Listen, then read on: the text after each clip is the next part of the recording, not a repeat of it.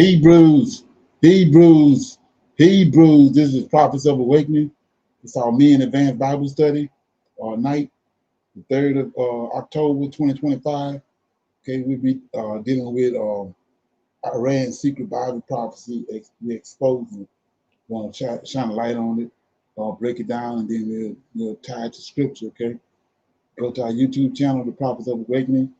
Check out our videos. We have over 1,000 or so videos that you can look at, examine, get the meat out. These videos lead you to the truth of the Holy Scriptures. And if you like what you're hearing and receiving, I'm asking you to like, share, and subscribe to the channel. It would be greatly appreciated. We have our Cash App at the bottom of the screen for those who want to support the channel and help it move along. Okay. We here every Friday, our Men's Advanced Bible Study. Every Friday night, 7 to 9 Central Time. So feel the need to join us. It's all good. Okay. For those that don't know, this is a non-Messianic channel. By that I mean we deal with the Tanakh and the Torah. The Tanakh is the Old Testament, so-called Book of Remembrance. The Torah is the first 5 books of the Old Testament that was given to Moses by our Savior and our Redeemer, our Deliverer, the Lord of Hosts. Okay, we don't subscribe to the New Testament. Okay, this channel was created to aid and assist Hebrews who are waking up to their true identity in these last days, understanding who they're, and also understanding who their Savior and their Redeemer truly is. Shalom and welcome to this channel. Welcome to our Men's Advanced Bible Study. Okay, we're going to do our normal, which is a moment of silence, prayer, Psalms, we got some current events, need to know information. We'll open it up for any questions, comments, any dialogue that anybody might have. And then we'll go into our topic of discussion. I got a couple of things I want to deal with. How the Arabs, the untold story of how the Arabs took over Egypt. Okay. And another one is how Christianity and Islam was forced upon us. Okay. We're going to go into that and look at the psyche of it. Okay. Then we go to my topic that I want to deal with tonight is Iran's secret Bible prophecy exposed. We're going to deal with the video and deal with the information. Go to a few places in the scriptures to tie it together, and then we'll pick out scripture like we normally do and we'll close out. Okay. It's a moment of silence for the Lord of Hosts, and all that He's doing to bring about our prophesied deliverance in these last days. Okay.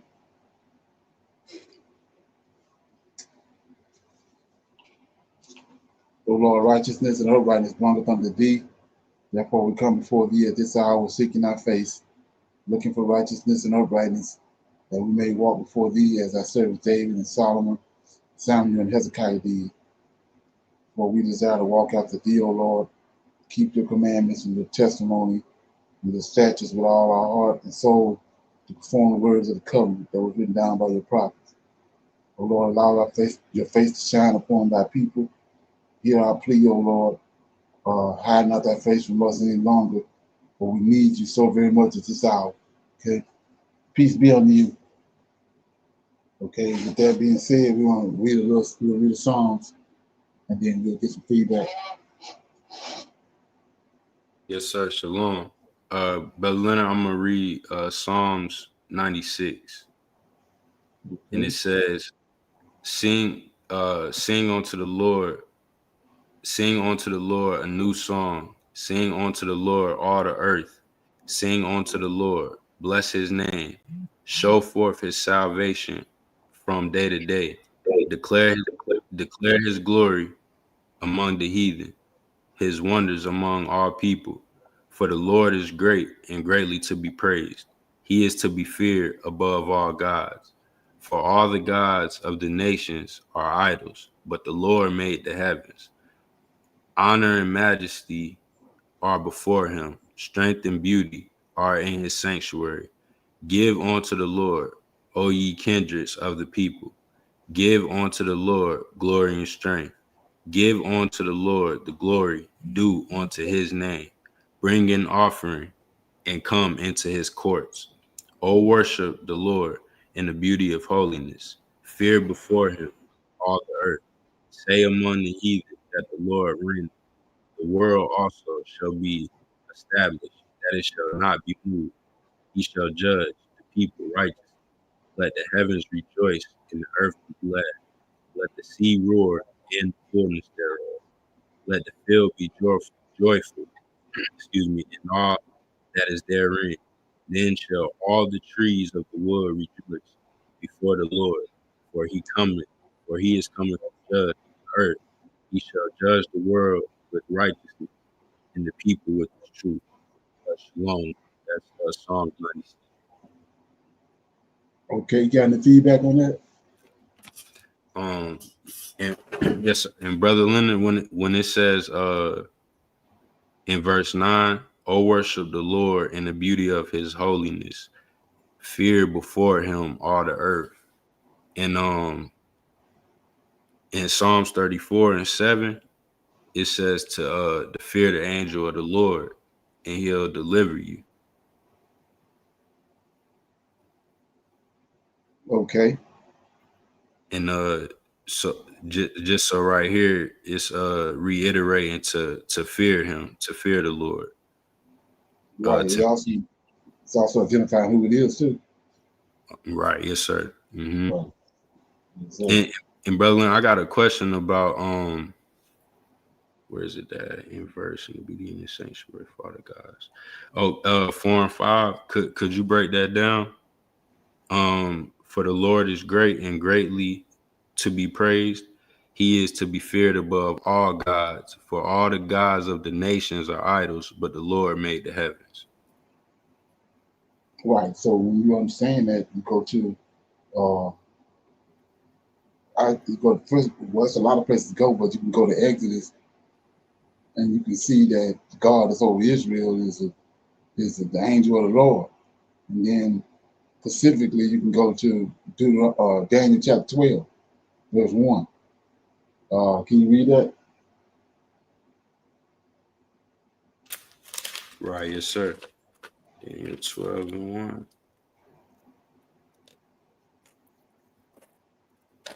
And it says Daniel 12 and 1. And at that time shall Michael stand up, the great prince, which standeth for the children of thy people. And there shall be a time of trouble, such as never was since there was a nation, even to that same time. And at that time your people shall be delivered. Everyone shall be found written in the book.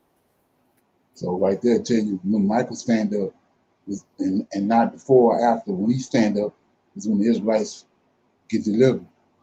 And notice how they say the great prince. Same thing you just read. Right. Yes, sir. See that? Yes, sir. Okay. So you good on that? Yes, sir. I'm good. Okay. Yeah. So we go to our current events. Like I say, we'll play the video, then we'll break it down, get some dialogue. Okay. Just shut down. But this shutdown is very different from all previous shutdowns. The US economy is on the brink of catastrophe, and the government simply wants to distract you by shutting down the government right now because it does not want you to think about the real problem. The real problem is way bigger than most people imagine. In fact, nobody is even talking about this problem. Without solving it, the government simply won't be able to function. But before we get into that, let's find out why the government shut down in the first place. I would call this problem a BS problem. There is no other way to describe it. If you look at the US government, its fiscal year starts on the 1st of October until the 30th of December. Because the Democrats and the Republicans did not agree on a budget, the government is shutting down. In order to pass the budget, you need the White House, the Senate, and the House. So they passed the budget on the House, but in order to pass it in the Senate, you need a 60% majority, which Republicans don't have to, which is why they have to negotiate with Democrats. But Democrats have a few problems with the budget that the Republicans proposed. So basically, Democrats want to continue the subsidies that Joe Biden proposed back when he was president. And that is going to cost the government an extra $35 billion, or the exact same $35 billion that the government spent over the last couple of years. If they won't pass it, then premiums are going to rise for millions of Americans. That's why Democrats are very strict about it. But Donald Trump is like, you know what? It's either going to be my way or highway. Either you're going to agree or I'm going to shut down the entire government. And I don't care how long it is going to last, even if that's going to harm you. I have all the costs. We, the Republicans, control the White House, the Senate, and the House. You have no leverage over us, which is why you have to agree on our terms. But Republicans are like, nah, we are not. You have to agree on this $35 billion. But you know what? This is a BS problem. This is not even the problem in the first place. If you look at the US government budget, it is divided into two categories, mandatory and discretionary. Mandatory is not touched by anybody because you need a supermajority in the Senate and the House, which nobody actually has at this moment. Under the mandatory, you have the Social Security, Medicare, Medicaid, and the interest payments on the debt, which make up the vast majority of the US budget. The discretionary budget is mostly military, education, and everything else. But the vast majority of the discretionary budget is the military. But the biggest problem with the budget is that we're not even making enough money in order to balance the budget in the first place. For example, last year, the government ran almost $9.9 trillion deficit. This is for 2024. If you take the numbers for 2025, this deficit has risen to almost $2 trillion. And according to every single estimate that we have, it is going to rise to further $2 trillion this year again, no matter how you look at it. And if the government won't be able to collect enough taxes after the tax cuts, then the probability that this deficit is going to further rise is increasingly high. So on one side, we have a $2 trillion deficit. On the other side, we are debating whether we can afford the $35 billion healthcare premiums for millions of Americans. Honestly, it doesn't actually make sense. Now, some people might say, well, we have to save every single penny that we can. Yes, $35 billion is not actually a lot of money, but if you save 30 billion there, 30 billion there, 40 billion there, over time, you are going to save hundreds of billions of dollars, and maybe that is going to slightly even help the budget. That's $5 billion. Okay. So what you think on that?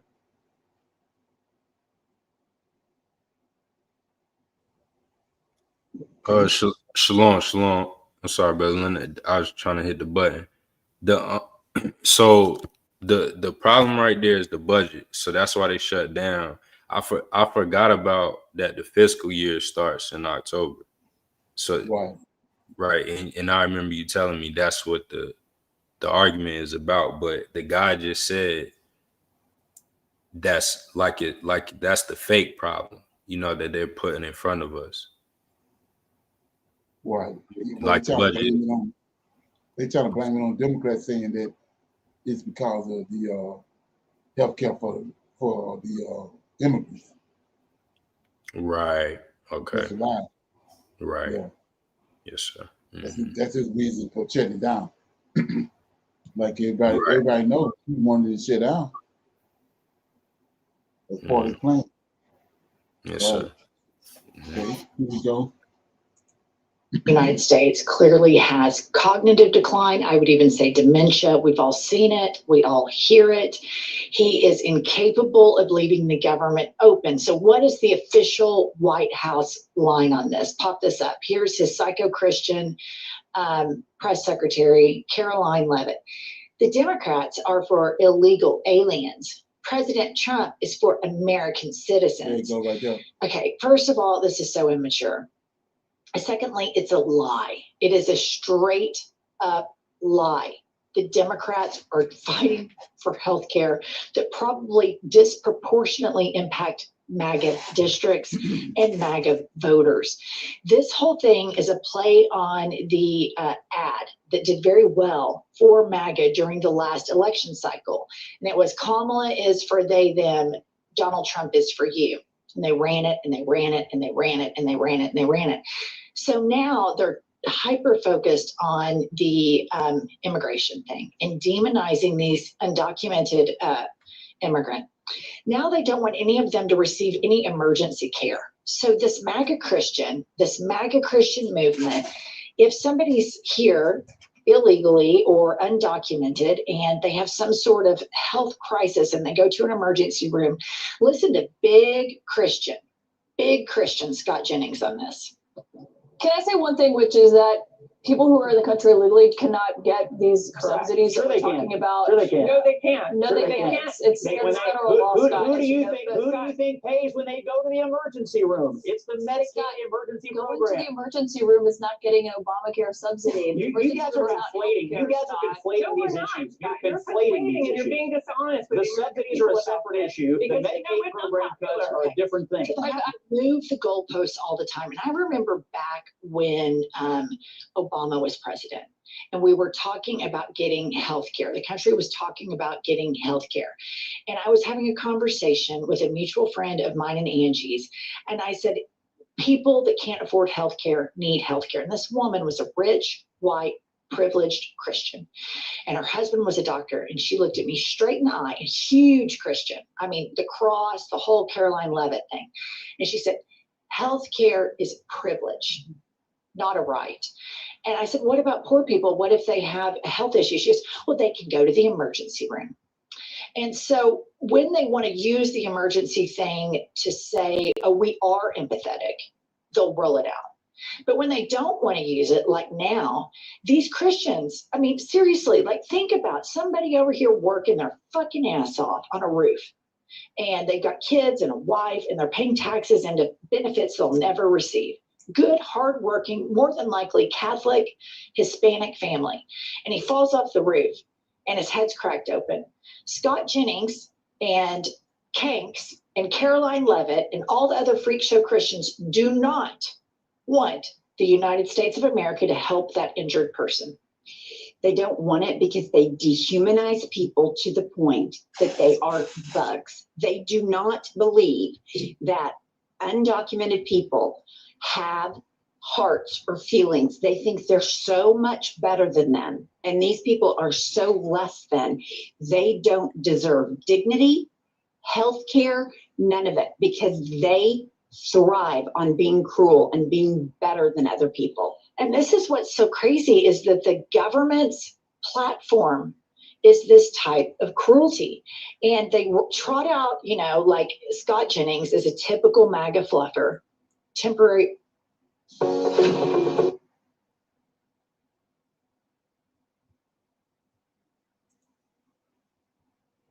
Blah, blah. So it's important to note here that a part of Project 2025 is a government shutdown to make cuts, while the government shut down to make a lot of cuts. And everybody knows that Project 2025, I think, polled, you'll have to fact check me on this, I think it was below 10%. Yeah, it was below communism. And so now he has said, yeah, I lied to you. I fucking lied to you. And if only there was a person that knew how to speak in complete sentences that could have run this country, that would have warned us about this. Play the clip. Well, Trump has disavowed Project 2025. He says that is not his campaign plan. As you know, I am a former prosecutor. His DNA is all over it. All over it. His running mate wrote the foreword to the book of the author of Project 2025. I believe Donald Trump's name appears at least 300 times in Project 2025, and it is a blueprint, a detailed blueprint that is about the danger and the detail of what Donald Trump and his allies plan if he is in the White House again. So here we have a candidate, very qualified, lots of experience, doesn't have dementia, has very thin, slender ankles, no bruises on her hands. Not a compulsive liar, but, you know, a lot of the country is just really shitty to Black women, sadly. And she warned us, and we all knew, and people in the independent media, we were screaming about Project 2025 long before mainstream media started talking about it. And when mainstream media started talking about it, put up this headline from USA Today. This is from September 10th, 2024. And Brianna J. Frank of USA Today wrote, Harris repeats claim that Project 2025 is Trump's plan. That's still not right. Democrats have sought to tie former President Donald Trump to Project 2025 in recent months, and Tuesday's debate between Trump and Vice President Kamala Harris was no exception. Harris described Project 2025 as a detailed and dangerous plan, and she claimed that Trump intends on implementing if he's elected to his Project 2025. But in the debate and elsewhere, Trump has claimed he, quote, has nothing to do with Project 2025. This has been a decade-long media capitulation, period. They hold Democrats to an entirely different standard than they do Republicans. And the biggest lie from the Republicans long before Donald Trump is the media is liberal. The media is liberal. So what did they do? They built this whole ecosystem so that they could spread misinformation. But that was the lie. The media isn't liberal. The media is corporate. It is corporate media. And we can see how the media and all of these corporations are bending the knee in their very short-sighted patty cake that they're playing. Project 2025 is more than halfway complete in 9 months, you guys. Here's what I want to know. When I'm sitting here watching all this going on with this shutdown, I'm like, didn't Doge just go in? Aren't the claims that they just kept all this government waste? And now we're going to have to pick more waste, which is a big fat lie. But here's the thing too. Didn't Donald Trump said, you look on a shelf and there's so much money, and there's just so much money from these tariffs, $17 trillion. He's lying, and That's Doge what was I'm a lie. saying. It's all lie. Doge was a lie. They've already started rehiring all the people that sat at home for 8 months and received pay. They're all going back to work now. Doge has been reported as a total scam. Yep. Elon Musk went in and shut down investigations into his company so that he can receive government money, the same government money that they're lying to people about and saying the Democrats are giving to undocumented immigrants. They are liars. Doge shit is a lie. The 17 trillion, if they have it, rest assured, all of that will be robbed. The piggy bank will be robbed. Hanks sees this government is all his own personal concierge service. He has his Gestapo, he has his minions, he makes deals, he has all of these oligarchs coming and doing show and tell trophy presentations in his batshit Marie Antoinette office. If this were a movie 15 years ago about the United States of America, I would think it was far-fetched. Yeah. And even more so 5 years ago, 7 years ago, when I started watching Handmaid's Tale, I thought, God, that could kind of be true. Thank God we'll never go that far. Project 2025 is that. Yes, we are well on our way, but I want to remind everybody they are underwater. MAGA is underwater on every issue. Specifically, they're underwater with Latinos, and even more so, they're underwater with independents. And so they keep projecting this image that they're so popular and everybody likes them. And the data constantly shows the contrary. You can look no further than when all of these MAGA congresspeople went to their home districts and they got just reamed. Now they don't do it anymore because that's how unpopular all of this shit is. All right, that's all. Okay, what you think? Shalom, Brother Leonard. I think she's right in a lot of the things she said, because I remember during the campaign when when he started saying when they were reporting he was down, like in the race, that's when he came out and made, his team had to make statements and say he don't have nothing to do with Project 2025. Oh yeah. Yeah, right, because he was losing during the race, and then he started talking about Project 2047 is what he has started pushing, which is still the same thing, just continued. Exactly. Just further down the line, but yeah. Right. Yeah, that was crazy how she tied in Handmaid's Tale and all that, ain't it? Right, yes, sir. Because most people that I've seen haven't necessarily tied that show into what's happening right now. Oh, yeah, right. Yes, she said right on point that it's going to end up the Handmaid's Tale when it's over. Right. And dead at it. It's just such a like to see it. illustrated. I don't know if there were, no, to see it visually. If you watch The Handmaid's Tale, just the first season, the first season of the new show or the movie back in the day, you would see. I see exactly what you're talking about once I watched the show, and then Right. listen to these clips like the one you just played, and looking around at the news. That is what's happening. Exactly what's happening on the show. Oh, yeah. You did something? Yes, sir. Okay. Here we go. Right. Here's some need to know information. I thought this was pretty The big. real reason Japanese women stay slim even after right here was 35. pretty It's big. Because, okay, you check it out. Then we'll talk about it. Very, very sad news coming from the continent of Africa and the country of Burkina Faso right now. A lot of our people were hoping and praying and expecting to get citizenship over in the country of Burkina Faso through ADDI and other ways that they went on their own. And unfortunately, that has been blocked. The country has decided not to honor the citizenship that they said that they would do. And honestly, we cannot blame them. Now, I know it's sad. I know it's some people that are upset. I know it's a lot of our people who are looking for a way out. They are trying to get out of that environment that we are forced to stay in. They are trying to come to the continent of Africa, get around our people, and experience the healing that we need to feel right now and be amongst our people. But there's a lot of different nuances that go into this, that go into coming over here, and that go into intertwining and integrating into a culture that we are very far removed from, and we are really, really unfamiliar with. So I know it's sad. I know a lot of our people are hurt. I had a few people who've seen some of the videos where I was promoting ADDI and telling people to go there and connect with them so that you can get your citizenship. And many people have reached out to me and expressed their frustration since they've learned that they aren't able to get citizenship right now. But we have to understand why.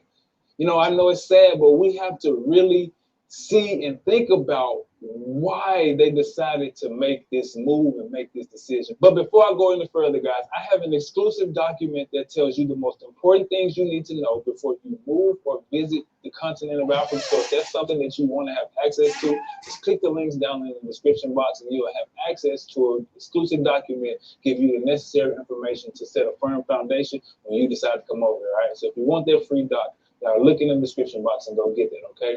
But yes, guys, we have to understand why Burkina Faso made the decision to say, hold on for a second, y'all. Like, hold on, give us a minute. Let us get ourselves together. Let us put some more things in place so that we could do just that. Now, guys, I don't know if everyone knows or fully understand what's going on over in the country of Burkina Faso right now, guys. President Captain Ibrahim Traore has had several assassination attempts on his life. I think it's like 20 plus at this point. They are literally trying to take our brother out. And then we have Langleys in the world. We have a lot of Langleys out here. And when I say Langleys, if you don't remember General Langley, he's the one who they used to sort of try to paint President Captain Ibrahim Traore in a negative light on the world stage. He was a black man that looked like us, and he decided to use his platform to try to paint President Captain Ibrahim Traore in a negative image. And we have a lot of those people that we know. We like to call them coons, whatever we like to call them, traitors, Judases, whatever they are. We have a lot of them that are pretending to be with us, trying to go into different environments, only to cause issues, only to make things worse for what we're working on and what we're trying to do, and sabotage what we're working on. So that is something that I'm sure that they're thinking about.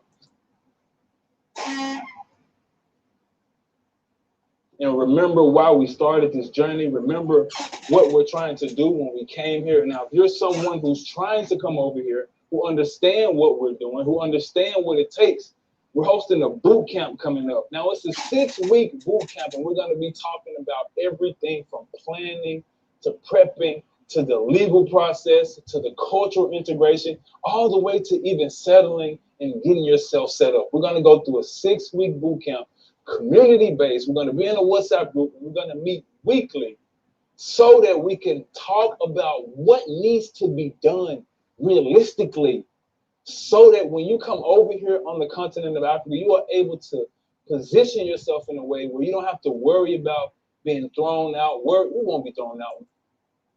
I know it's tough, but pick your head up and keep pushing. Things are getting crazier over in that environment. Things are getting worse, and we are just trying to find our way out. Don't give up on yourself. Don't give up on your family. Don't give up on the mission that you have within you to come back home, get back connected to your roots, and heal. And also, I offer one-on-one consultations for those who are interested. Okay, what you got? Shalom, Brother Leonard. I didn't hear him, mention God and none of this. Because I always think about too. My first thing when I heard this, when I seen the video a few days ago of the lady talking about it, I just thought about waiting on the Lord. Because again, I'm one of the people that try to jump the gun and leave early, and so it end up, yes sir, and so it end up not working out, and I understand why. And so I'm over here being oppressed right now. I don't got the money to take my family over there, and there's the reason for that. So when I seen this, that Torre didn't change the citizenship, or they reneged on the promise, I also looked at something that the woman said in the video. She has said that Benin is actually the only country, that put it in their constitution that Black Americans, quote unquote, can get citizenship. Burkina Faso had made that promise, but they didn't put it in their constitution. And so that's also the difference in just the promise versus the action behind it. But it's also, it's a reason too, though, that he didn't open up the floodgates yet. It must not be time yet. It's just what I'm thinking. Oh yeah, that's exactly what it is. Yeah, I was on my way out of here, trying to get out of here in 07, but the whole putting walls up, and I got it. So I left it alone. Yeah. Right. Yes, sir. I was like I said, I was trying to go. I was talking to the villages and chiefs and trying to get the land and stuff like that. And then it just didn't work out. And I was like, oh, that has to be from the Lord. Exactly. Sure. Yeah, so we're gonna open it up for Q&A. Anybody have any questions, comments, any dialogue, testimony? Now's the time. Brother Leonard, I had a question. I think maybe last night you had mentioned it, that maybe Torre and Russia was separating, or they had some drama. Oh yeah, right. Yeah, it's I saw the video where Torre pretty much put the brakes on China, and then he made statements saying that China is doing what America did to them, and he have to put the brakes on that to see what's going, to check that out. So yeah, that's something to watch. That's big, because like I was saying, talking to somebody earlier, he had to. The whole reason he got the fame that he got now is because of Russia and China came in and had his back. So, yeah, gotta see what it is, what's going on with that. Because it's way out the norm of what's been going on. Right, yes, sir. And Brother Leonard, I was thinking about it's funny that that ended up coming out, because I actually been watching, all these different little channels that report African news and stuff.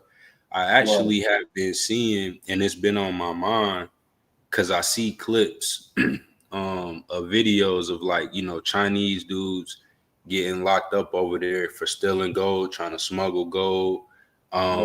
in Zambia, they got a huge Asian population, and they have a lot of problems there. Where it's kind of like the cons in South Africa. Right. I was looking, so the an Asian man and a Zambian man, they might have a quarrel, and the African man might go to jail. Right. And so they were talking about that. And so just me seeing a lot of reports like that, again, them still smuggling gold and doing things like that, I've just been looking at, because I've also like encountered Asian people, Chinese people specifically, and their continence is like that.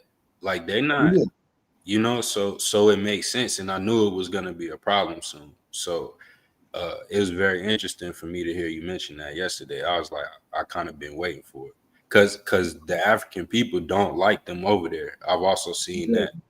They don't like that they own a lot of the ports in Ghana and stuff like that, and even the Russians. So yeah. Ezekiel 38. Exactly. Oh yeah, yeah. That's the thing about it. And like I was saying, that's the part where you have to put the brakes and then wait on the Lord, because it's gonna unfold. You know what I mean? We already got a foundation, but we just gotta sit back and just let it unfold. Right. It's gonna the truth and these prophets is gonna eventually speak. Yeah. Sure. Well, here we go. I'm gonna play this and then I go into my. They just laid off 300 of us last week. You're loyal to brands that wouldn't cross the street to save your life. Wake up, family. We're financing our own disrespect. I'm about to say what needs to be said, even if it makes some of y'all uncomfortable. We need to stop spending our money with these large corporations, period. Full stop, no exceptions. And before you start with the excuses, before you tell me how convenient it is or how much you love your little treats, let me tell you why I'm done, why you should be done, and what we're going to do about it. These corporations cannot stand us. Let me say that louder for the people in the back. They cannot stand Black America. They tolerate us during Black History Month when they can slap our faces on their social media and pretend they care. They'll give us a little graphic with Martin Luther King quotes, throw up some Juneteenth merchandise, maybe hire a celebrity to do a commercial, and then the other 11 months of the year. They're firing us in waves, denying us promotions, paying us less than everyone else doing the same job, and treating us like we're disposable. And you know what the wildest part is? We keep coming back. We keep shopping there. We keep being loyal to brands that would replace us with an algorithm if they could figure out how to make it work. We're out here defending these companies, talking about, well, their customer service is good or they have the best prices. Baby, they have the best prices because they're paying poverty wages and treating their workers like garbage. And a lot of those workers look just like you. Let me give you the reality check nobody wants to hear. The layoffs are coming for us first, always. Every single time a corporation needs to restructure or streamline operations or whatever corporate speak they're using this quarter, who do you think gets the pink slip first? It's us. It's always us. We're the first fired and the last hired, and that's not conspiracy, that's documented fact. Imagine being able to build an app with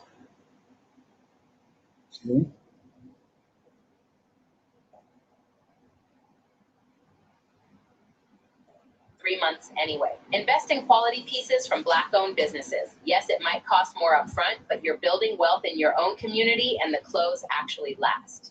Banking. If your money is sitting in Wells Fargo or Bank of America, institutions with documented histories of discriminating against Black customers, what are you doing? Move your money to Black-owned banks and credit unions. They exist. They're FDIC insured just like the big banks. Your money is safe and you're strengthening Black economic institutions. Services, plumbers, electricians, contractors, lawyers, whatever you need, there's a Black-owned business that can do it. Use them. Stop defaulting to whatever big company has the most advertising. Ask your network. Search Black business directories. Do the work to find us and support us. Entertainment, streaming services, music, content, all of it. Prioritize Black-owned platforms and Black creators. Stop making other people rich off of content about our culture while we get crumbs. The goal is to get to a point where at least 70% of your spending is going back into the Black community. That's the number we need to hit to create real economic power. Right now, we're... Okay, what you think? She making any sense? No, sir. She sound Pan-African to me. I mean, that's not going to solve the problem. Okay. I guess so. Right, yes, sir. Yeah, that's another thing about that AI. I noticed they're starting to use a lot of African American women on AI. Mm-hmm. You Yes, know what I'm sir. saying? Mm-hmm. Yeah, ain't that something? Using Okay, using them a lot for reals. right. Mm-hmm. Yeah, I got some just sort of like some golden nuggets. I got it's two of them. That's my topic for discussion. I was looking through YouTube like I normally do, and I came across these two. Well, a lot of them, but I'm just gonna deal with these two right now. They like missing links in the understanding of who we are and our history. Okay, I'm gonna play this one right here first, and then we'll talk about it.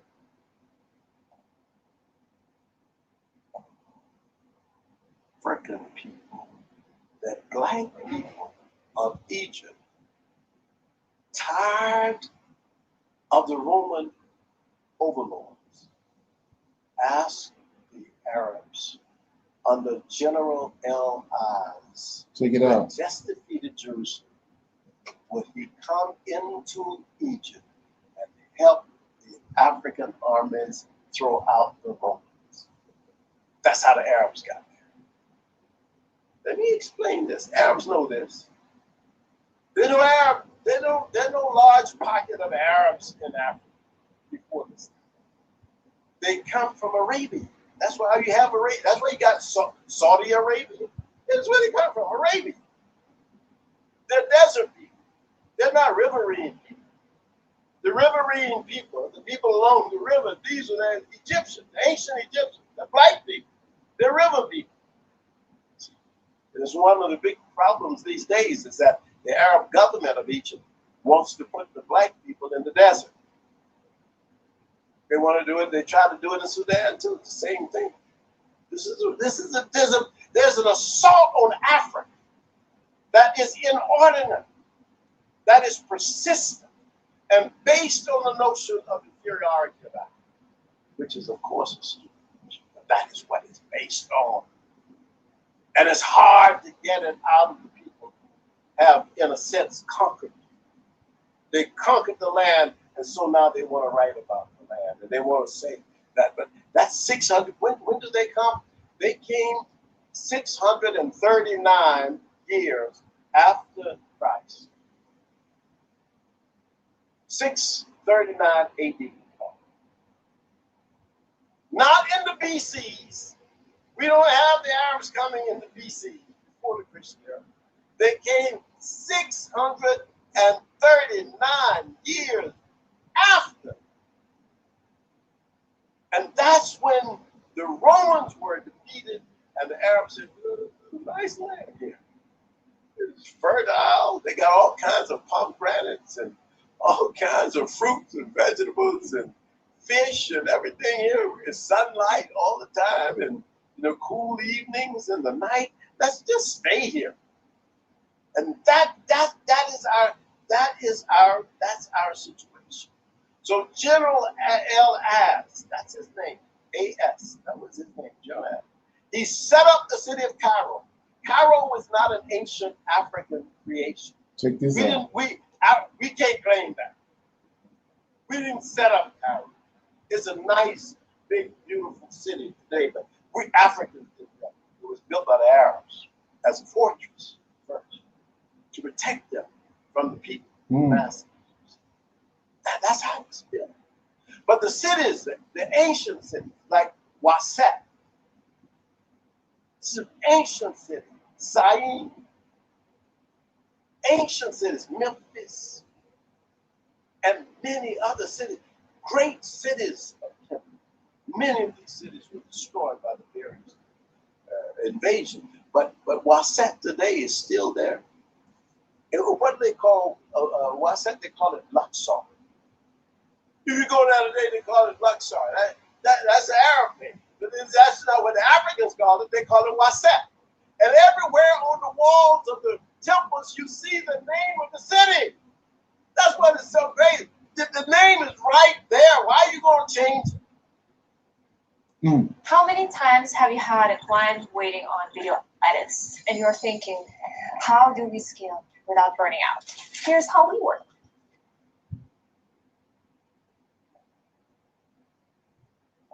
What's that? You come in and say, no, we call it thieves. That's what the Greeks called it first. The thieves. Thebes was what the Greeks called it, the city of Thebes. The city of 1,000 gates. The Thebes. But no, it wasn't Thebes, it was Wasat. And after the Greeks and the Romans, then the Arabs came and they said, no, we're not going to call it Wasat, we're not going to call it Thebes, we'll call it Luxor. And they got one in Las Vegas, called Hotel Luxor. But then the destruction of the monuments, the attack on the Coptic Christian community, because by this time, by 630, you also have Christians who were. Check this out. This is what I was saying about. That's what when they saying Christianity, they was killing the Christians in the arenas and the catacombs and all that. That was the Coptics right here. What he's gonna talk about. It was the Coptics. That Coptics is the one.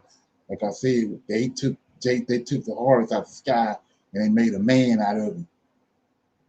That's where the Black Madonna and Child come in at. That's dealing with Coptic. Then when Constantine, he came and stole it from them. And so he had to destroy them in order to get that religion. Okay? Check it out. Of Greek origin, because you had the Greek government for a long time before the Romans. Greek and Roman people. And remember, there ain't no history of Greek history in the Bible. The Malachi is you in the second beast. Then when Matthew started, you're in the fourth beast. They took all the history out, everything, the prophecies and all that. They're dealing with the third beast, and that's what we got hooked there during the third beast. The Greeks. People became Christians as well as Africans. They were Christians. If you remember, as you heard of Hypatia, African woman who was the first female mathematician that we know about in history. Check it out. Who was killed, who was actually killed. She was not a, I'm sorry, she was a mathematician, but she was not a Christian. She was killed by the Christians. This was a black woman mathematician, Hypatia. Read about her. This one, and what they have tried to do, what some people try to do, is to make out like she was not black. And in fact, they have some images online of black people killing her, right? Dragging this white woman, like one of those symbolic examples. They're still doing the same thing. In the 60s, the 70s, 50s, they were killing the Christians, was the one doing the lynching. Dragging the woman by the hair. No, it's a black woman being killed by people. Christians behind Project 2025. That's what Hypatia was, because they thought the mathematical formulations and equations were somehow mystical and superstitious. So they say we got to kill this woman. But read up on them, so you'll have that. Okay, now let's go now. The European fascination with Kemet, and I know my time is getting away, but I'm going to try to finish this off quickly. Check it out.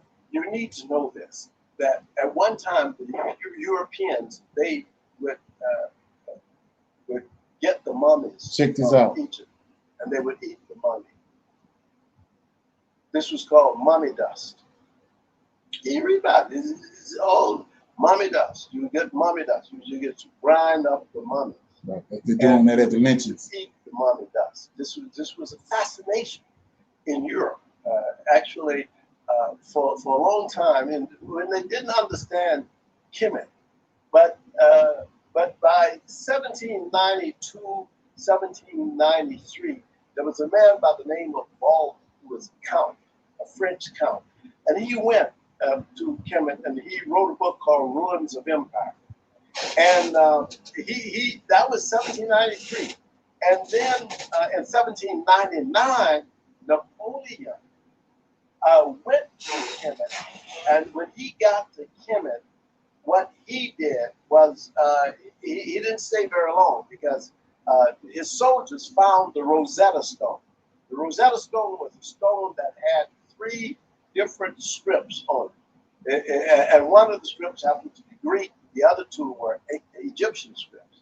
And so that's how they began to try to figure out what is the meaning of the ancient Egyptian language by looking at the Greek and looking at the Egyptian and trying to compare and contrast and so forth and so on.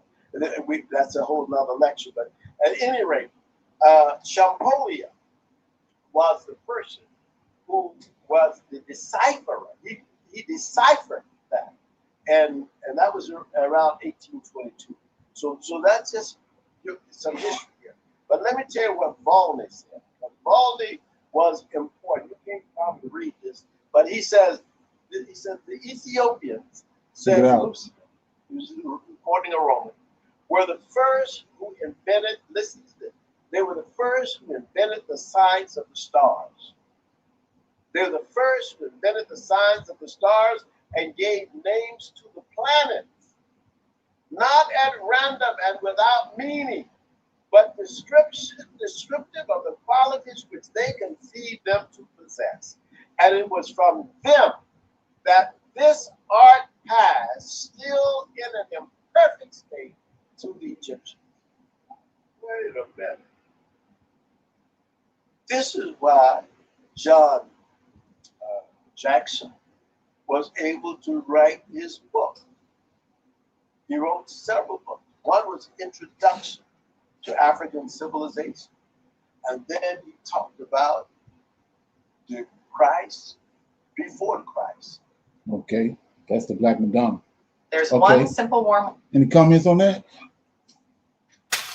Brother Leonard, can you break the Black Madonna down for me again, real quick? Okay, in Egyptian civilization, a lot of the things they did was symbolism. They didn't like for instance, they symbolize, they personified the sun. Ours wasn't actually real. So the Horus was the sun, Ra, the sun. So they set their society up off of that. Not, it actually wasn't, it was stories and allegories and all that they used to set that Egyptian civilization up. So like I said, they say Ra, and so they gave the sun, which is Ra, they gave the sun human characteristics, right? And then but when the Greeks came, they took the sun out the sky and actually made a human out of it. That's where you get the black, the Black Madonna and child from. You got the black woman with the child with the, which is what they call that,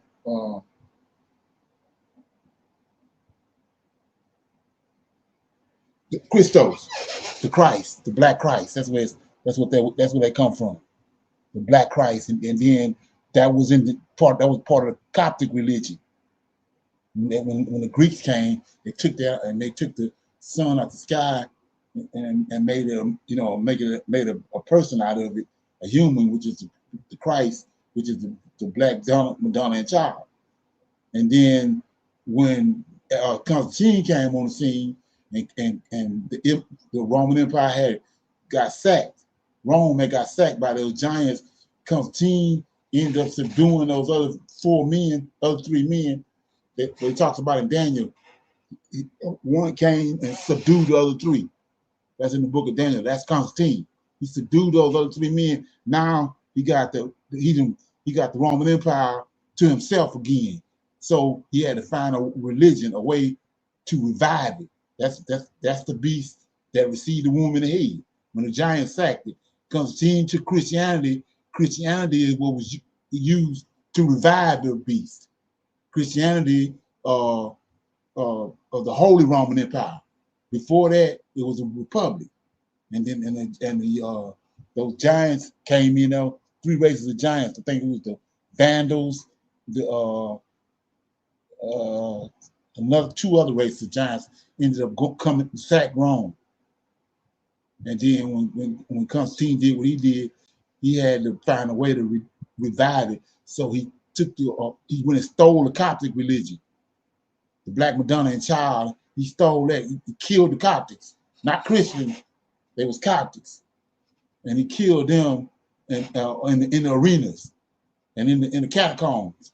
But they tell you with the story of Christianity that those Christians that was being persecuted, but that was Constantine stealing that Coptic religion from those Coptics, and then he made Christianity. He went to I had all those councils, specifically the Council of Nicaea, but he had a whole bunch of other councils, and through all those councils, he built Christianity up, and then Christianity revived the Roman Empire. Christianity is the glue that brought the Roman Empire back. The beast that received the womb in the head and did live. But that's, you don't do your homework or you don't do the research on it, you won't understand all that.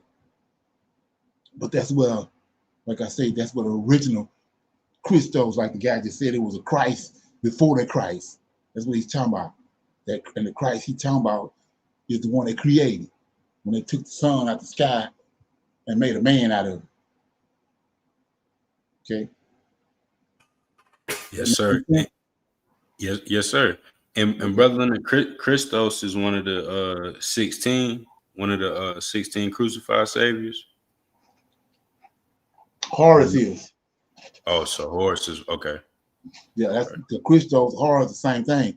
So like I was saying, before they did that, before they made the Black Madonna Child, the Pharaoh had it. It was like a obstacle course or whatever you want to call it.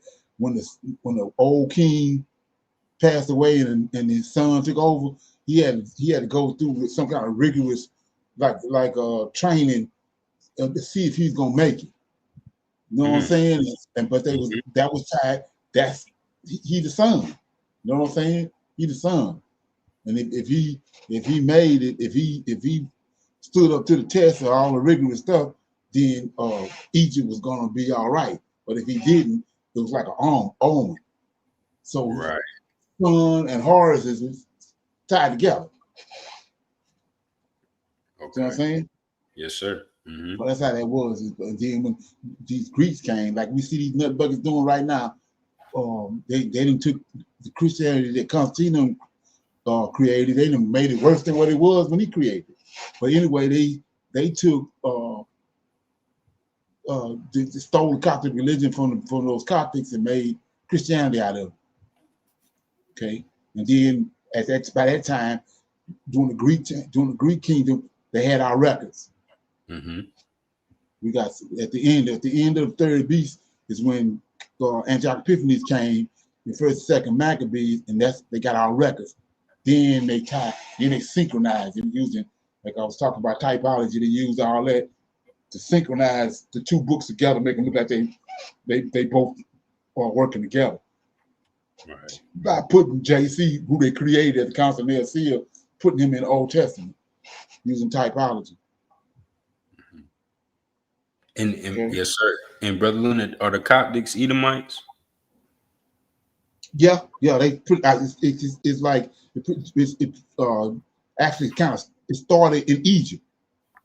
Okay. Alexander, Egypt. They was there with their library. They had all these records. They had the Septuagint. That's the reason we got the Septuagint, because they wanted our scriptures, which was in Hebrew, they wanted it in Greek. Mm-hmm. So they brought these 70 Edomites to Alexandria, Egypt, and they took I think a year or 2 years or whatever, and they translated our records into Greek, and then that from there is what they with typology and all that. After they got the understanding and put it in Greek, that's when they started hoodwinking and synchronizing what they Christianity, what they concocted and they start synchronizing with the Old Testament. And brother, I got one more question. So the Coptics are not the Gnostics? That's the same people, pretty much the same people. Oh, okay. See, okay, because I'm like, Nag Hammond. You ever heard of Nag Hammond Bible? Yeah, yes, sir. Mm-hmm. Right. That's all tied to that. And yeah, it's tied. And back to what I was saying too about they understood, they already knew it was two gods working hand in hand. Like I said, a lesser God, a greater God, and a lesser God. They knew that. The Gnostics knew that. Right. But when they subdued the Gnostics, killed them off in the catacombs and in the arenas and all that, and stole the religion, then they synchronized it. That's what the Greeks pros at synchronizing religions. Got you. Yes, sir. Because while I was listening, I'm like, that sounds like the other people you told me about, the Gnostics, because I got that book, or they're, you know, I can't find it, but I remember I had ended up getting that book off Amazon, and when you were speaking, yeah, that's what, because I thought that's what you were saying at first. Right. And the Coptic, the same Coptic tied to the Ethiopian church and the Russians. Okay. You know what I'm saying? That's why they saying it's a Christ. That's why they saying it's a Christ. You know what I'm saying? Yes, sir. And so, Brother Linda, Ethiopia is only tied to Israel is when they was in Samaria, right? Yeah, that and Queen of Sheba and Menelik. Yeah. Yes, sir. Yes, sir. Right. Okay. So with that being said, I got this other one right here. Play this beat too. Here we go. English sent to Google Translate to other languages and sent to the rest of the world. This was the idea that Thomas Sankara had.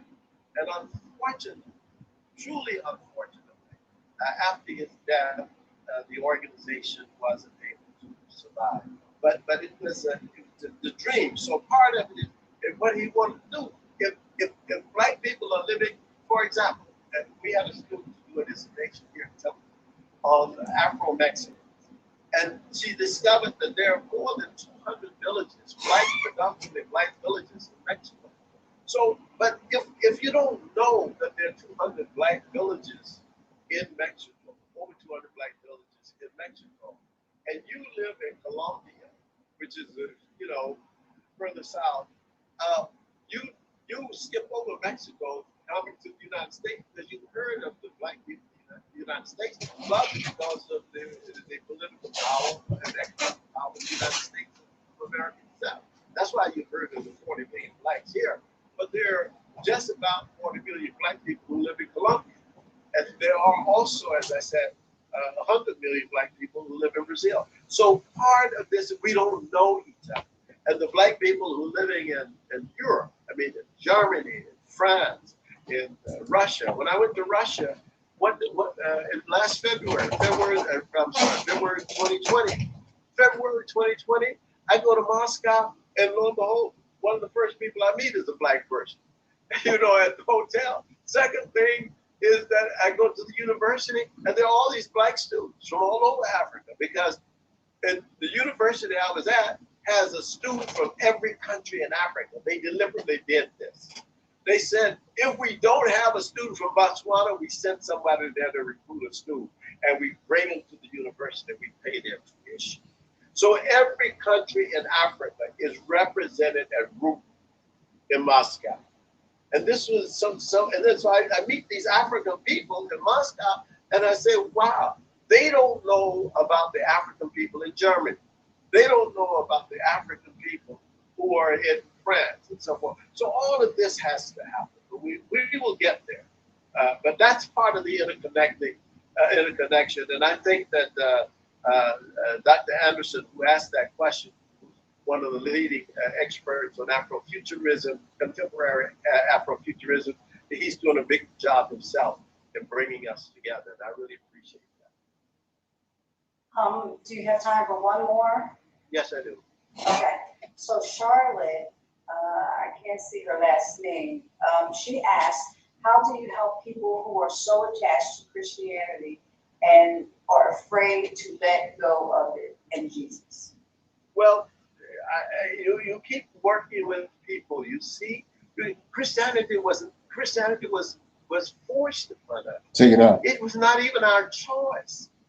We didn't choose it. We didn't choose Islam. They were forced on us through the gun and through threats. And African people were enslaved by both Muslims and Christians. How is, I ask myself, I don't even understand it. Exactly. I don't understand how black people can be either. That's just, I don't understand. I'm not saying it's not understand. I'm sure somebody can make sense of it. I can't understand. How in the world can you take on the concept, ideology, because the concept of God that was given to you by your slave master? How can you, people who think of you as savages and primitive, how can you take, you can't do this. That is the problem. But what it is that I don't know. I'm not quite sure. I can only use myself as an example. That is that I read myself out of it. I thought myself out of it. And so when Louis Farrakhan told me when I was a student at UCLA, young man, because you're so eloquent and you speak so well, the nation needs you.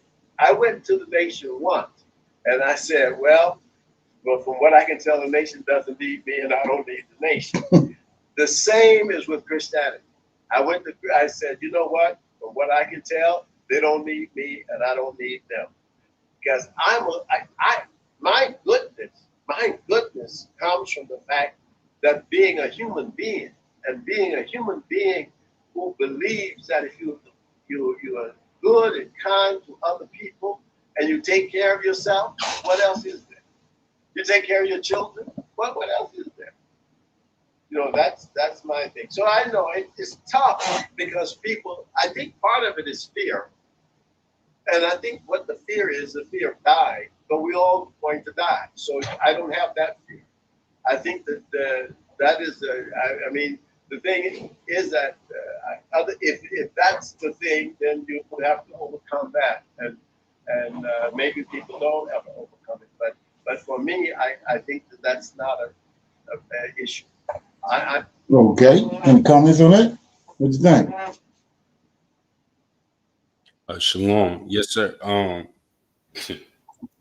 Yeah, I mean, it's time to put JC away. Exactly. Yeah, I mean, yes, sir, because I know people scared of it because they say, you know, you got to go through him to get salvation and all that. But those are also the people that aren't studying and reading the scriptures. And, you know, salvation is not JC dying on the cross. Exactly. You know, so once I seen that, Brother Leonard, then I was able to put him away, and I ain't had a problem with it since. Exactly right. And like he was saying, how in the world can that be legitimate when you saw what these people capable of, and they the ones brought that to you? Well, they brought Islam and Christianity to you, and you see what they capable of. How is that? It can't be legitimate, like you said. Don't make no sense. Make that sound? Yes, sir. Crazy. Yeah. So with that being said, yeah, we're gonna go to our topic for discussion. Okay. Yeah. Yeah. So let me get this right quick. Yeah, my topic for discussion is like I was gonna do this the other day on Tuesday night, but we got into another discussion, so I set this aside for the men's line tonight. Okay, and it's big, you know, tie your shoes up. So this tied to the Persians. Matter of fact, I'm gonna do that first. I'm gonna read something out of here. It's crazy. Like I said, we so close to the end to it's a shame. It's pathetic. I'm gonna read out of Second Ezra No, not that. Let me see. Let me see on that. Okay. Tripping. Okay. Yeah. I'm in Ezra in the King James. Ezra chapter 6. Right? So like I said, I'm dealing with the Iranian secret, the Iran, which is the Iranian secret Bible prophecy. Right? And it's like, it go right over your head. I know it went over my head until I was sitting there, I was watching it, and then so I said, okay. So anyway, I'm in Ezra, right quick. And like I know if I looked over it, a lot of other people looked over it. So let me get it. Okay, here we go. Ezra chapter 6. Okay, and I'm in chapter 6. I'm gonna start reading out of, I'm gonna read verses 13, 14, 15, and my focus is verse 14. It says, then Tanis, governor on this side of the river. This is when Ezra was sent back by Artaxerxes. Then Tanis, governor of this on this side of the river, Shabonas and their companions, according to that which Darius the king had sent, so did they speedily. And the elders of the Jews, or the Israelites, builded, and they prospered through the prophesying of Haggai the prophet and Zechariah the son of Iddu, and they built it and finished it. So this is Daniel 9:25. Like I said, it ain't got nothing to do with JC. So they fulfilling Daniel 9:25. Says and they built it and finished it according to the commandment of God of Israel and according to the commandment of Cyrus. Here you go right here. Cyrus, Darius, Artaxerxes, kings of Persia. So Persians are the Iranians. So the Lord of hosts used 3 Persian kings back to back to deliver the Israelites out of Babylon. Read it again. And the elders of the Jews built it, and they prospered through the prophesying of Haggai the prophet and Zechariah the son of Iddu, and they built it, finished it. This is Daniel 9:25, the temple, according to the commandment of the God of Israel, and according to the commandment of Cyrus, Darius, and Artaxerxes, kings of Persia. And this house was finished on the 3rd day of the month, Adar, which was in the 6th year of the reign of Darius the king. So he used not only Cyrus, the Persian king, but he used Darius and Artaxerxes, 3 Persian kings to fulfill the prophecy of Daniel 9:25 when the 70 years was up to get the Israelites back. So with that understanding, these Persian kings, which is Persia and Irani, Persia and Iran is synonymous, same people. So now we're gonna go to, I got 2 videos. I'm gonna play the first one, and we're gonna bounce off of what I just read. So the Most High to deliver the Israelites out of Egypt was, out of Babylon was, he used 3 Persian kings. Okay, so here we go. Okay, let me see. Yeah, here we go.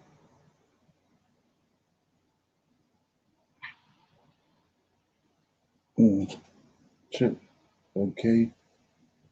I lost something over here. Let me hold on 1 minute. Give me a minute. He's here we go. Okay, I got it right here. There we go. I ain't gonna play all of this. I'm just gonna deal with the meat. If you want to watch it. Could these mistakes? It's Black Israelites, Iran secret Bible prophecy exposed. Why the world leaders are terrified, and just the channel is Dark Bible Stories. Okay, here we go.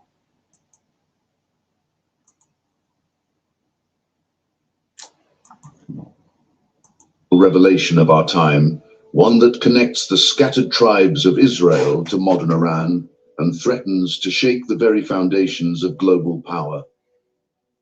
The Black Israeli movement isn't just a fringe religious theory anymore. It's becoming a force that's making headlines, sparking debates, and yes, terrifying those in positions of authority. But here's what they don't want you to know. Iran, ancient Persia, holds keys to biblical prophecy that could change everything we thought we understood about the end times. And when you connect the dots between Ezekiel's visions, the scattered tribes, and what's happening in the Middle East right now, the picture becomes crystal clear and absolutely shocking. You see, while mainstream Christianity has been focused on European interpretations of Scripture, something much deeper has been brewing. The Hebrew word Israel doesn't just mean a modern nation state. It means those who wrestle with God, those who overcome, those who are chosen. And according to biblical prophecy, these people were scattered to the four corners of the earth, taken in ships, sold into bondage, and stripped of their identity. Sound familiar? Yeah. Deuteronomy chapter 28, verses 15 through 68, lays out the curses that would befall the children of Israel if they disobeyed God's commandments. But verse 68 is the one that stops everyone in their tracks. And the Lord shall bring thee into Egypt again with ships, by the way whereof I spake unto thee, shalt see it no more again, and there ye shall be sold unto your enemies for bondmen and bondwomen, and no man shall buy you.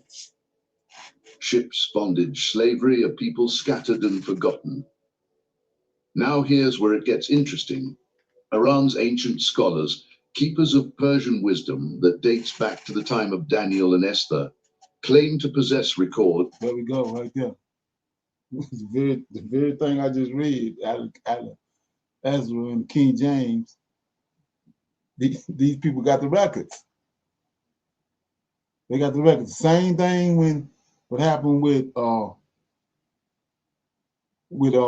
Zerubbabel. When him and Joshua was rebuilding the temple, they tried to cut him off. They sent the Persian and told them, look in the archives, look in your archives, and see if Cyrus gave these people the authority. And the same thing playing out now. Come on, like I said, we ain't nothing we gotta do. The Lord always knows just how to do you. So check it out. That Western theologians have either ignored or actively suppressed. These records allegedly detail the true identity of the biblical Israelites and their connection to the African diaspora. But more than that, they reveal Iran's prophetic role in the end times, a role that as world leaders, watching every move Tehran makes. The prophet Ezekiel, writing from Babylonian captivity, received visions that specifically mention Persia, modern-day Iran, as a key player in the final battle before God's kingdom is established on earth.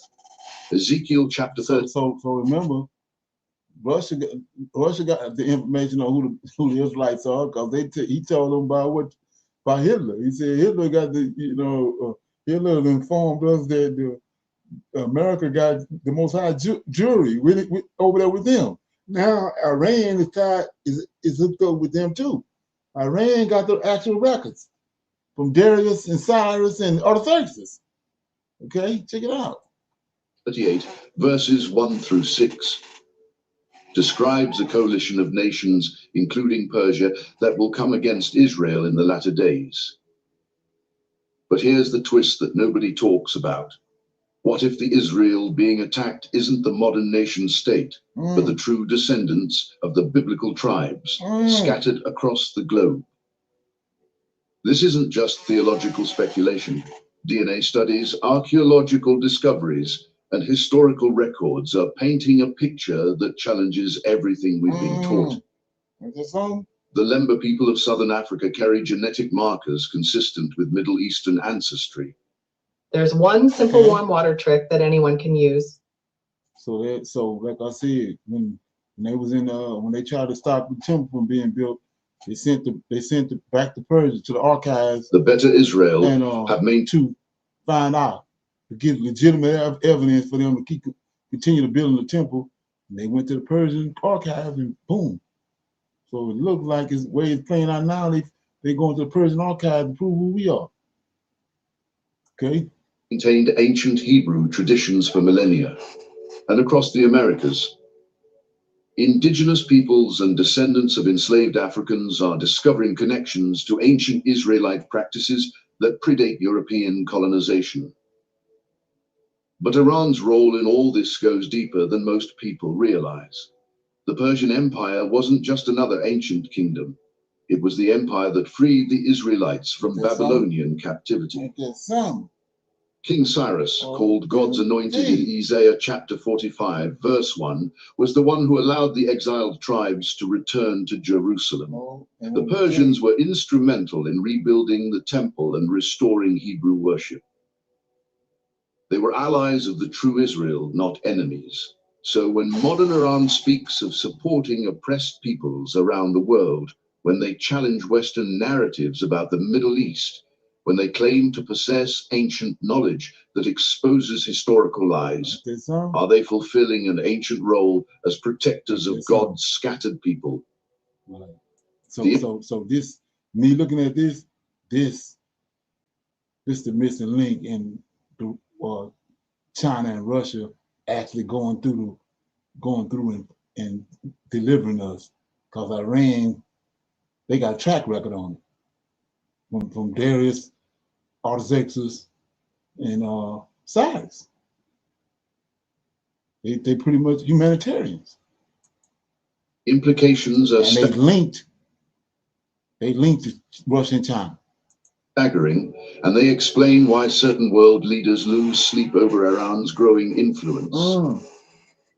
The Hebrew phrase Am Yisrael Chai means the people of Israel live. But who are the people of Israel?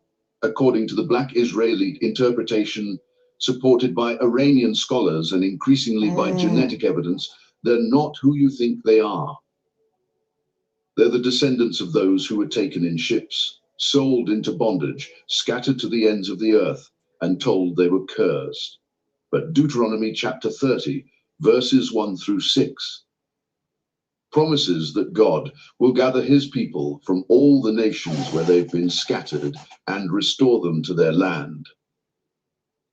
This restoration isn't just physical, it's spiritual, cultural, and yes, political. When people discover their true identity, when they understand their connection to biblical prophecy, when they realize they're not cursed but chosen, everything changes. Power structures that depend on certain narratives being accepted without question suddenly find themselves on shaky ground. Iran's leaders understand this. They've studied the ancient texts, they know the prophecies, and they see the signs of the times. When they speak of the coming of the Mahdi, their prophesied Redeemer, they're not just talking about Islamic eschatology. They're talking about the same end times events that Christians call the second coming and Jews call the coming of Messiah. Different names, same cosmic event, same divine timeline. The Messiah. Christians await the second coming of Christ. Muslims await the Mahdi. But what if these are all different names for the same prophetic event? Okay. So this one is cool.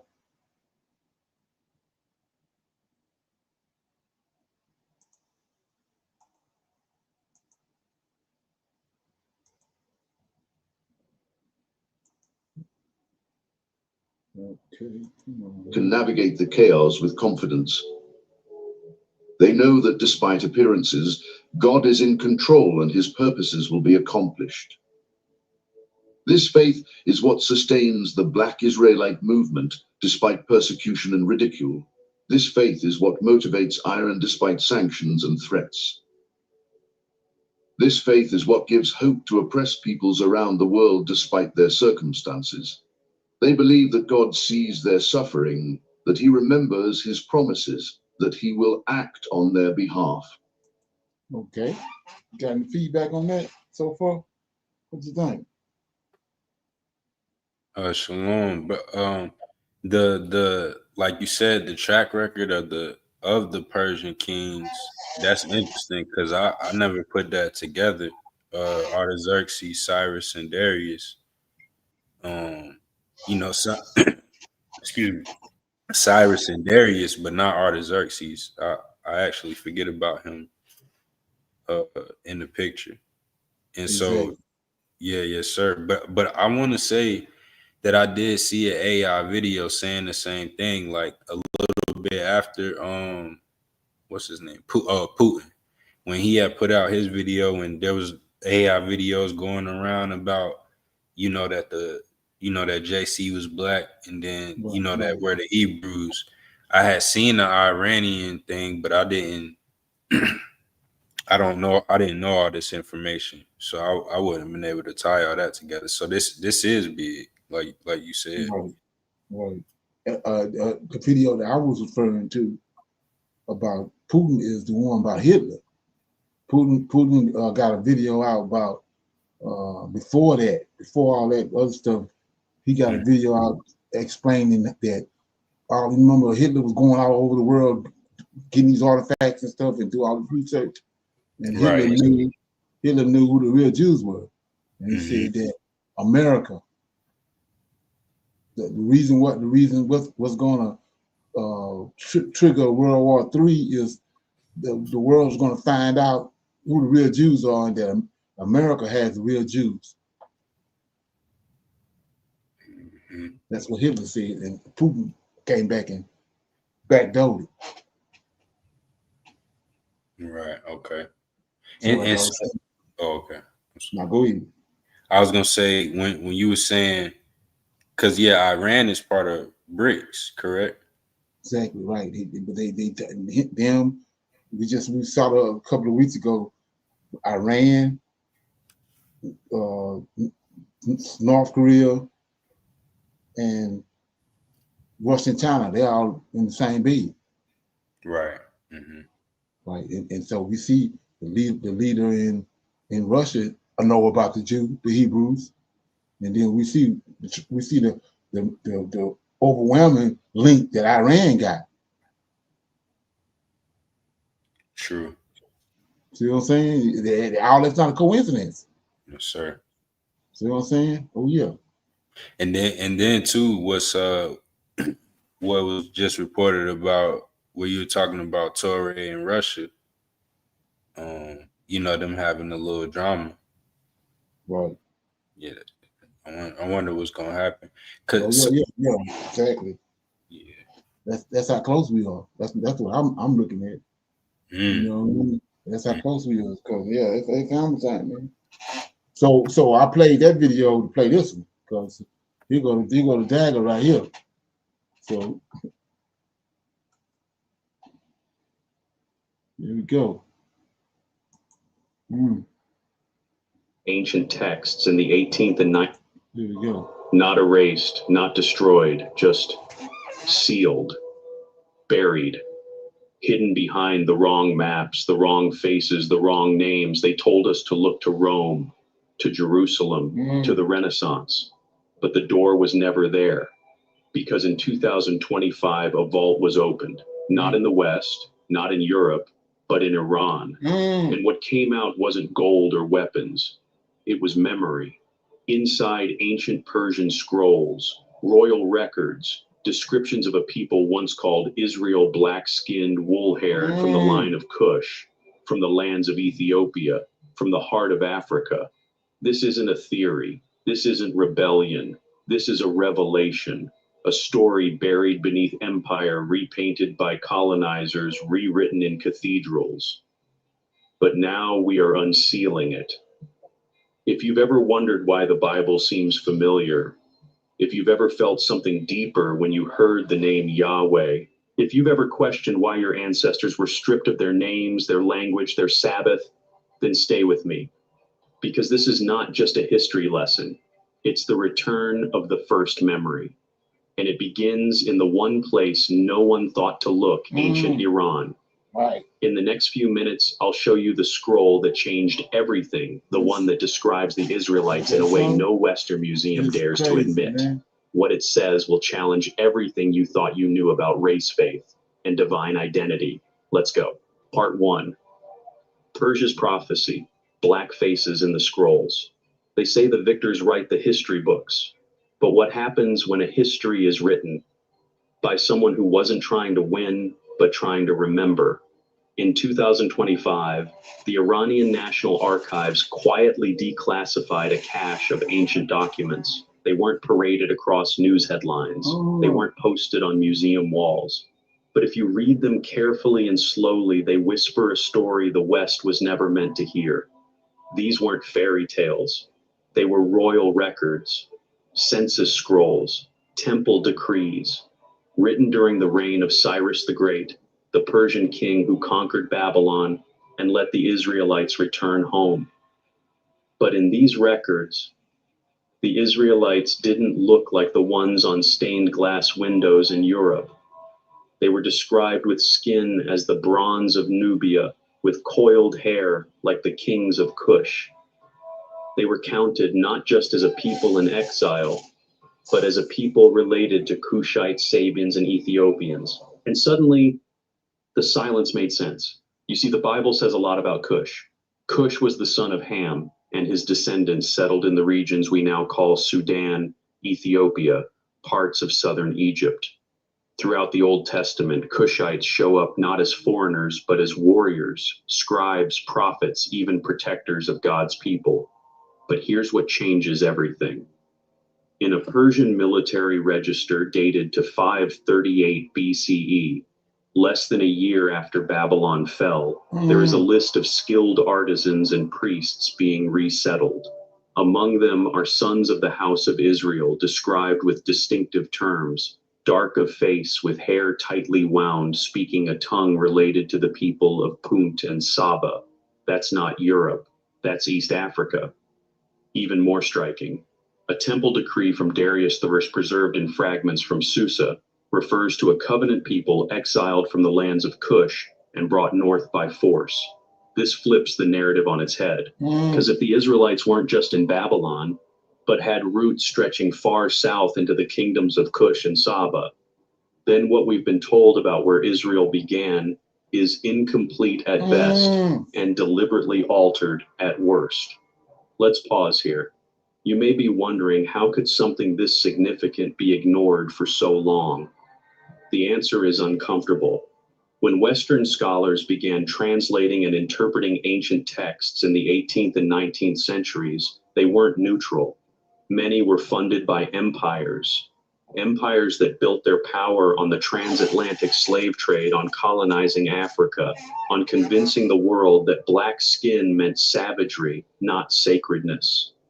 So when ancient Persian texts described Israelites in African terms, those passages were footnoted, dismissed, or simply never translated for the public. But one passage they couldn't erase, because it's right in our Bibles, is Isaiah 45:1.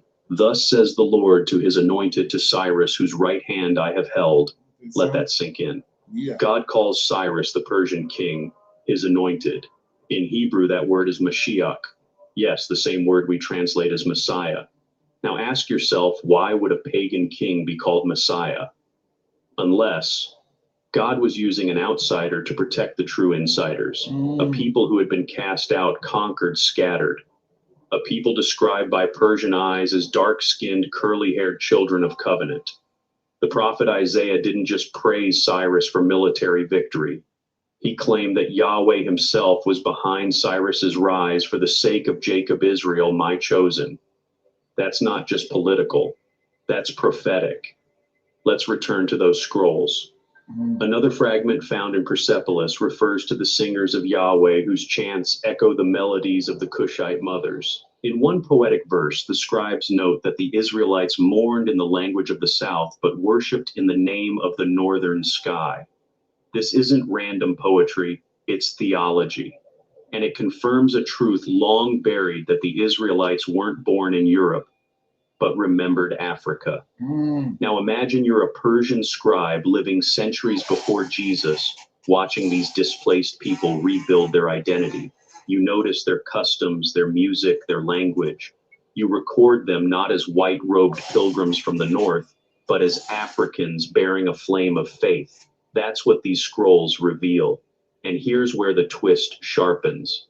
the book of Ezra. Part of our own Bible tells us that Cyrus not only allowed the Israelites to return to Jerusalem, he funded the rebuilding of the temple. He ordered that the gold and silver taken by Nebuchadnezzar be restored. But Ezra doesn't describe what the people looked like. The Persian documents do. They saw them as Africans, as people from south of the river of Ethiopia, as those who bore the songs of Sheba and the fire of Yahweh.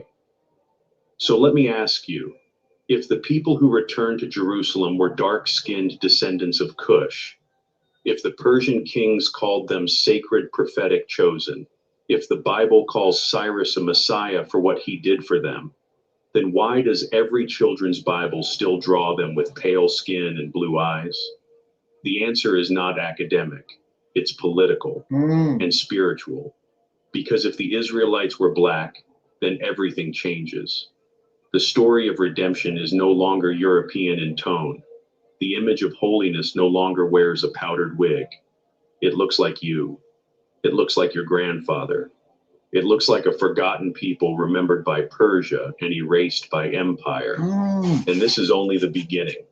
Because in the next section, we'll explore how the face of the Bible was systematically altered through Renaissance art, colonial theology, and even church doctrine. You'll see how an entire culture was built on not seeing what Persia saw clearly. So stay with me, because once you see it, you can't unsee it. And once you remember it, you'll never read the Bible the same way again. Part 2, When God Turned White. If ancient Persia remembered the Israelites as black, then how did we forget? How did the children of Cush, the sons of Jacob, once described with bronze skin and coiled hair, become pale figures with flowing blonde locks draped in royal blue? The answer begins in paint and ends in power. Let's begin in Renaissance Europe. By the 1400s, Christianity had become not just a religion, but a political tool wielded by monarchs, popes, and empires. It was no longer about remembering God's people. It was about controlling the image of God. Ancient Persia remembered the Let's hear that one more time. Israelites as black. Then how did we forget? How did the children of Cush, the sons of Jacob, once described with bronze skin and coiled hair, become pale figures with flowing blonde locks draped in royal blue? The answer begins in paint and ends in power. Let's begin in Renaissance Europe. By the 1400s, Christianity had become... Christianity had become. I was just talking to you about that. Christianity has become. See that? Not just a religion, but a political tool wielded by monarchs, popes, and empires. It was no longer about remembering God's people. It was about controlling the beast that received the womb and the egg, but did live. Christianity is what they use to bring the beast back to life. Okay? Image of God himself. So the artists got to work. Look at Leonardo da Vinci's Last Supper. Jesus sitting among his disciples is pale-skinned, narrow-faced, and European in every detail. His disciples, the same. No traces of desert sun, no features of the Middle East, certainly no echoes of Cush or Ethiopia. It is not a scene from ancient Judea. It is a dinner party in Florence. But go back a few centuries earlier and you'll see something different. In the oldest Christian churches of Ethiopia, Jesus is shown with deep brown skin, woolly hair, and eyes shaped like those of the people around him. The apostles look like sons of Africa, not citizens of Rome. Even in early Coptic art from Egypt, Mary and baby Jesus are dark-skinned. In catacomb paintings from the 2nd and 3rd centuries, the Messiah has features more Semitic or African than any later European reinterpretation. So what changed? The turning point came with Constantine. When Christianity became the official religion of the Roman Empire, it began to serve a new master imperial politics. And in the centuries that followed, as the empire's center of gravity shifted north and west, so too did its image of the divine. God, they decided, should look like us. Not us, as in the ancient Israelites. Not us, as in the Hebrews of Persia's scrolls. But us, as in the lords of Western Europe. This wasn't just about art, it was about authority. Because if the image of holiness could be whitewashed, then so could the story of who God favored. If Jesus looked like Caesar, then Caesar could claim divine right, and suddenly being chosen looked like being European. But there's more. During the height of colonial expansion, religious justification became key. How could a Christian empire enslave millions of black bodies, unless it first made them seem spiritually inferior? Enter the new imagery. Missionaries brought with them not just the Bible, but pictures. And in these pictures, Jesus was blonde, Moses was white, the prophets wore European robes. What the sword could not conquer, the image subdued. Let's talk about Moses for a moment. In the Bible, Moses was raised in Pharaoh's household among Egyptians. When he fled into Midian, the locals mistook him for an Egyptian. So let's ask the obvious, what did Egyptians look like? Look at ancient Egyptian art. Dark skin, coiled hair, broad noses, features you'd now call African. If Moses passed as Egyptian, then he likely looked the same. Yet how many films still cast him as a white man, Charlton Heston, Christian Bale, Liam Neeson? Why? Because to depict Moses as black is to dismantle centuries of constructed supremacy. Now let's return to Jesus. The Bible doesn't give us a full description, but Revelation 1:14-15 says this: to other peoples outside the Hebrew bloodline. Now imagine how threatening this idea is to empire. If God was only revealed to Israel, then power stays centralized. But if Yahweh was known by desert tribes, black nations, Cushite priests, then suddenly the access point to God is wider than anyone was told. It's no longer about bloodline or temple or tradition. It's about remembering the God who was there before borders were drawn. Let's go even further. In Isaiah 19:25, the prophet writes, "Blessed be Egypt, my people, and Assyria, the work of my hands, and Israel, my inheritance." Wait, Egypt, God's people. Yes, even Egypt, symbol of slavery, will be blessed and called God's own. This is not a message of exclusion. It's a message of ancient inclusion. A call back to the days when Melchizedek served bread and wine, when Cushites danced in the name of the Most High, when Yahweh's name echoed from mountain ranges untouched by empire. So what does this mean? It means that Yahweh was not hidden in a corner of Canaan. He walked the deserts of Africa. He thundered over the mountains of Arabia. He whispered to Cush before he ever carved tablets for Israel. And the truth, Abraham didn't start a religion. He entered a covenant already spoken of by kings and priests before him. He joined the song already playing in the earth. In the next part of this journey, we'll uncover what happened when that song was silenced. When black saints, black prophets, and black divine images were erased on purpose. Because if Yahweh was worshipped by Cush, if the Messiah looked like bronze, if the priests danced like Midianites, then what had to be rewritten to make Europe the center? Stay with me. Because in part 9, we're going to confront the systematic erasure of African divinity from Osiris to Christ. And the truth is not just shocking, it's liberating. Part 9, when God was repainted. Power doesn't always come through war. Sometimes it comes through art. The most dangerous form of control is not what you say, it's what you show.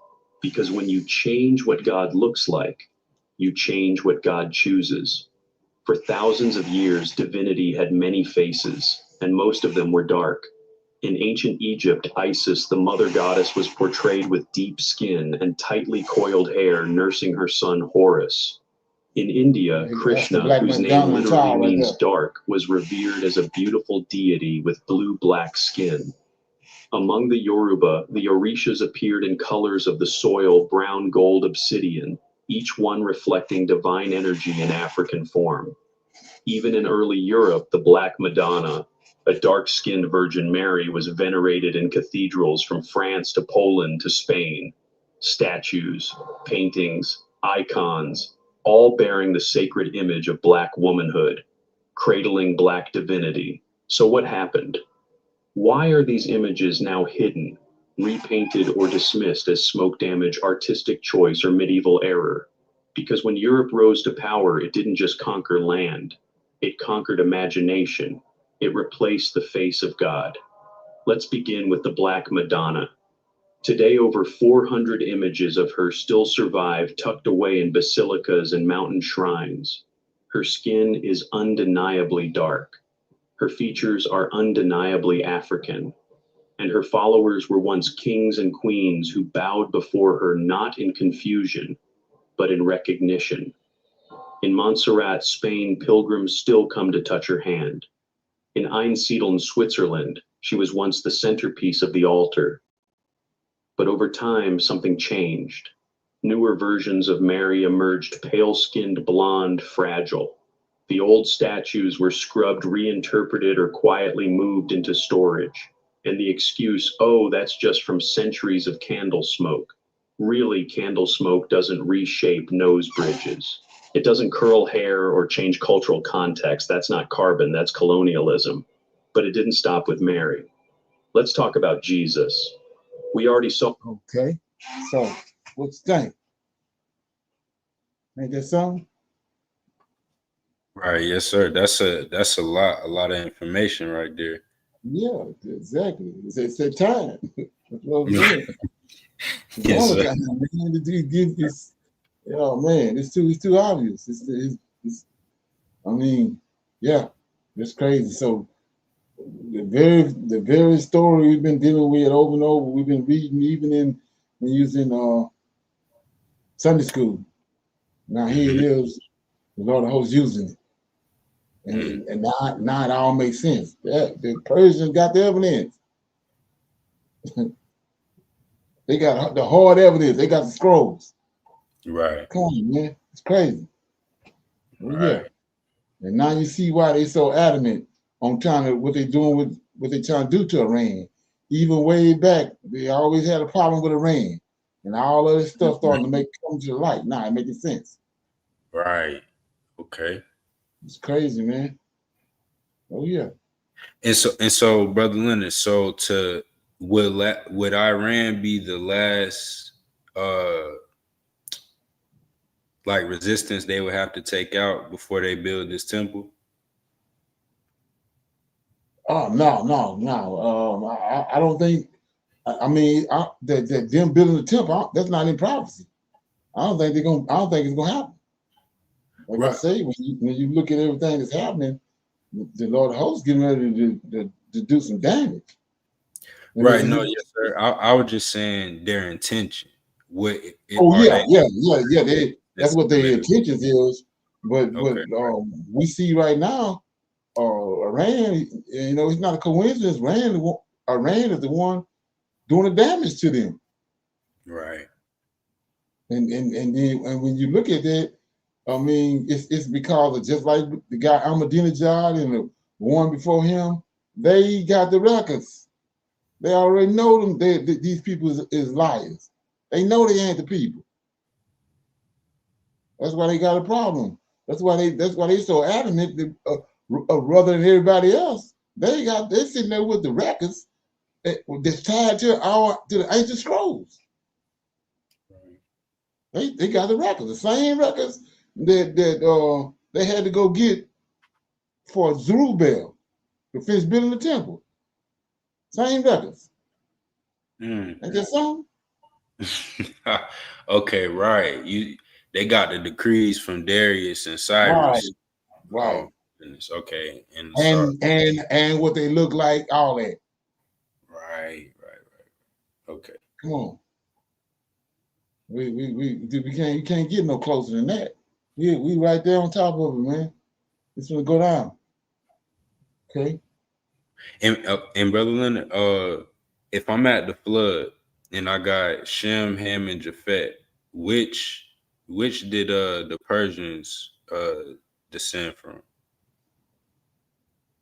They came out of the Persians came out of Shem. We was talking about that the other day but they ended up mixing. Remember Asher. Asher ended up going when Nimrod went east, going to check out to the land of Shinar. Asher went with him. Mm-hmm. Them Shemites. Just like We see the same story with Abraham when Abraham and Lot ended up in the plains of Sodom and Gomorrah. Abraham excused evil and went away from it. Lot went to it. Right. It's no different than a good and a bad feed. Two baskets of feeds. Yes, sir. Yeah. Okay. Wow. Okay. So Yeah, the Syrian, Iranian is well, they're mingled, but they came from Shem. Right. And then we see how Midian.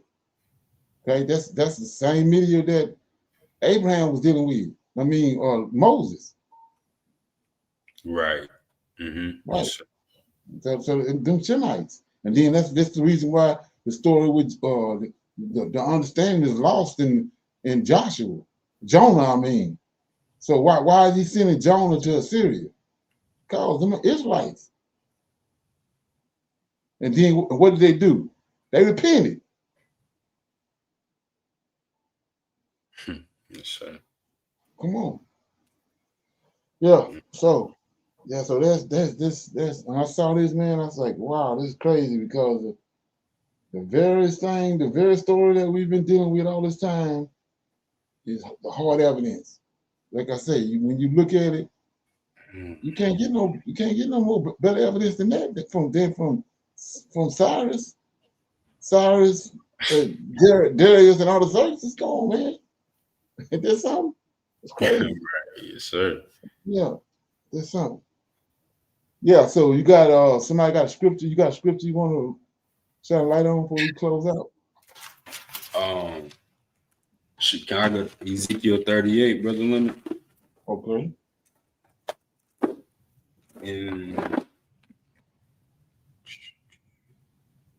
And can I read verses 1 through 6?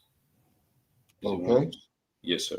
And it says, and the word of the Lord came unto me, saying, Son of man, set thy face against Gog, the land of Magog, the chief prince of Meshach and Tubal, and prophesy against him, and say, Thus saith the Lord God, Behold, I am against thee, O Gog, the chief prince of Meshach and Tubal, and I will turn thee back and put hooks into thy jaws, and I will bring thee forth in all thine army, horses and horsemen, all of them clothed with all sorts of armor, even a great company with bucklers and shields, all of them handling swords. Persia, Ethiopia, and Libya with them, all of them with shield and helmet. Gomer and all his bands, the house of Togomar of the north quarters and all his bands, and many people with thee. Be thou prepared and prepare for thyself. Thou and all thy company are assembled unto thee, and be thou a guard unto them. Shalom. There go three of the countries right there that they just mentioned. We just talked about them: Persia, Russia, and China. Right. Yes, sir. In those verses. And I guarantee you, I'm willing to. I believe I would say that South Korea in there, North Korea. Right. Yeah, you don't get no. Come on, you don't get no more solid than that. Yeah, the very evidence we need. They go Persia. Persia's sitting there with the records. Right. Mention, and then they mention first after Gog and Magog in verse 5, Persia, Ethiopia, and Libya. Right. Yeah. And like I was saying before, you can see now, like I said, Russia already know they got their Putin, like I was saying before, just like Artaxerxes, he was what they call those people that he was a learned man. He did a lot of research. Artaxerxes did, and Putin the same way. And so we already know the guy from Iran is. So those are two that influence China to release the Israelites. Right. Okay. And they understand that to bring this place down, they got to move us. They understand that. And Brother Leonard, they not a part of they not mentioned in Psalms 83. No, exactly. Right. Right. Oh yeah. So it's right there. I mean, it's being uncovered right in front of our face. Right. Yeah. Exactly. And like I said before, who else? Now the evidence is out there. Where else would we get? Where else would you get the solid evidence to overturn the fact that who the Israelites are? Persia. Come on, there it is. Okay, not the Russian vaults, the Persian vaults. Come on. Wow. Ain't that something? Yes, sir. OMG. Yeah. Yeah. So with that being said, I'm gonna say shalom, shalom, and another shalom. I'll see everybody in the morning for our Shabbat class. It starts at 10 to 12 p.m. And then we have our evening Shabbat class to close the Shabbat out. It starts at 6 in the p.m. in the evening. So if you feel a need to come in and engage with us, like I said, just more than welcome. Shalom, shalom, and another shalom. Shalom.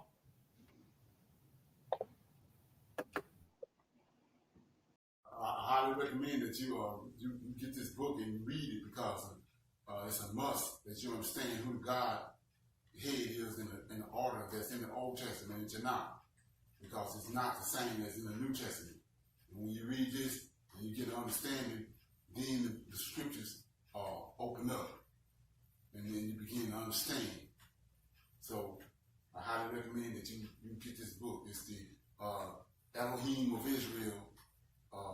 And it's a breakdown on the word Elohim and who the God of Israel is and the Godhead.